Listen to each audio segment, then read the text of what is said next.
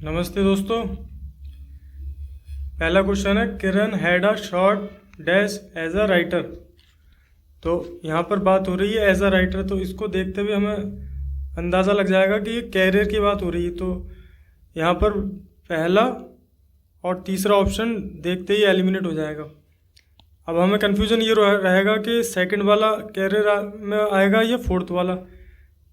तो इसको याद करने की एक ट्रिक बता देते हैं, जैसे केयर और फिर प्लस में ER। तो इसका मतलब ये होता है हमारा कैरियर, जिससे हमारा भविष्य बने, जिसको बनाने के लिए हम आज पढ़ाई कर रहे हैं। तो उस कैरियर के लिए हमारा सेकंड ऑप्शन यह हो जाएगा। और ये फोर्थ वाले का मतलब होता है कैरियर मार्ड होने वाला वाहक, उसको हम कैरियर बोलते हैं। और केयरलेस का मतलब होता है किसी को दुलार भरा टच करना, a gentle touch.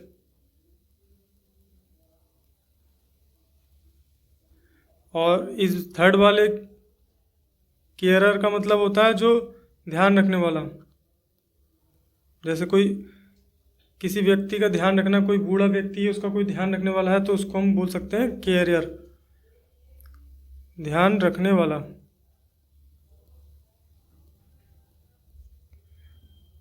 Next question है the police have not yet been able to solve the case, it seems to be dash.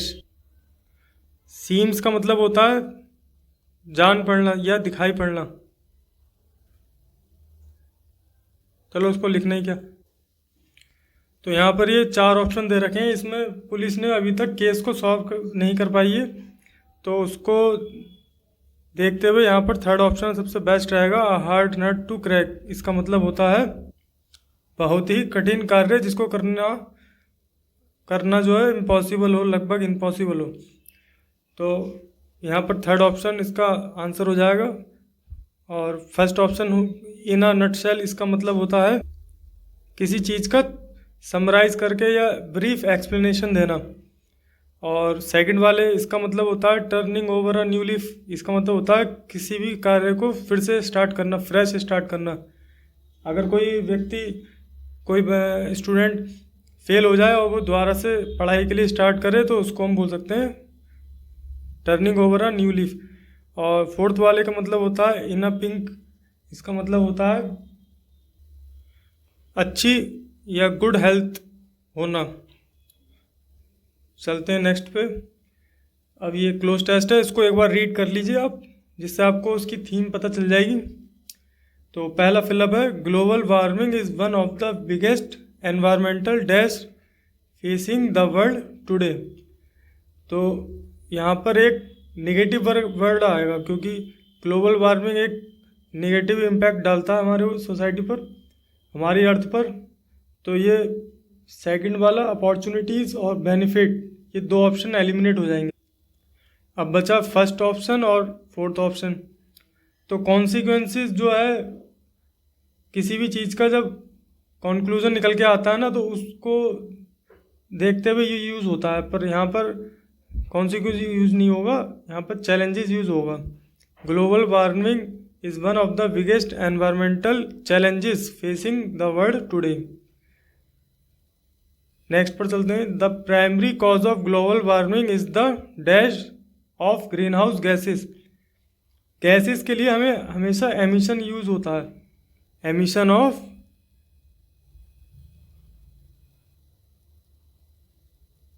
Gases.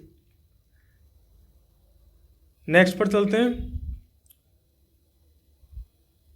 The gases trap heat from the sun causing the earth temperature to rise. The dash effect of global warming are widespread and include more frequent and severe weather events.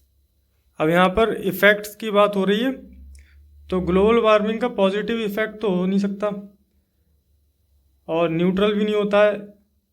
और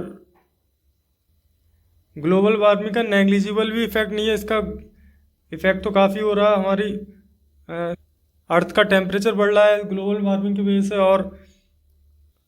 और काफ़ी सारे glacier पिघल रहे हैं। तो ये fourth option भी नहीं हो सकता है, इसका नेग्लिजिबल इफेक्ट तो है नहीं। तो बचा हमारा फर्स्ट ऑप्शन नेगेटिव इफेक्ट। चलते हैं नेक्स्ट पर। Rising sea level. अब ये many governments and organisations have implemented dash to reduce green house gas emission. तो इम्प्लीमेंट मतलब लागू करना। तो इम्प्लीमेंट क्या है? तो सब्सिडीज़ तो हो नहीं सकता, सब्सिडी जो गिव होती हैं, दी जाती हैं। और इम्प्लीमेंटेड सैंक्शन, इसका मतलब होता है प्रोहिबिशन लगाना या रोक लगाना या रेस्ट्रिक्शन। ये इन दोनों का मतलब सेम ही है, तो ये दोनों भी नहीं हो सकते, क्योंकि इम्पोज सैंक्शन हो सकता था। इम्प्लीमेंट जो होती हैं वो पॉलिसीज़ होती हैं, तो यहाँ पर हमारा हो जाएगा implemented policies to reduce green house gas emissions.